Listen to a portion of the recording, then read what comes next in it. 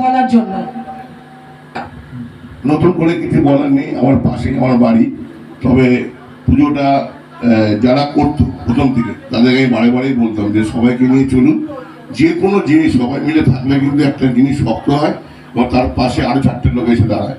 তবে আজকে যে পুজোটা যে জায়গাটা এসছে, আগে এইভাবে ছিল না। এখানে একটা আলু নিয়ে বসতো, ওখানে পটল নিয়ে বসতো, বেগুন নিয়ে বসতো, কেউ সরতে চাইতো না। কিন্তু এখন সবাই সহযোগিতা করছে, এই জন্য সবাইকে ধন্যবাদ। একটা পুজো যখন হয় মনে রাখবেন, একটা পুজো একটা শক্তি। সেই অঞ্চলে মানুষদের তারা আশীর্বাদ পায় মায়ের কাছে, যে পুজোটাই হোক না কেন, ধর্ম হিন্দু ধর্মের সবথেকে বড় কথা। আমরা তাদের পাশে সবসময় থাকার চেষ্টা করি এবং শক্তির আরাধনা যে রাধা গোবিন্দ পুজো, মেন তো রাধা গোবিন্দ, হরে কৃষ্ণ কৃষ্ণ কৃষ্ণ হরে হরে, হরে রাম রাম রাম হরে হরে। এই হয়েছে পৃথিবীর সবথেকে বড় শক্তি।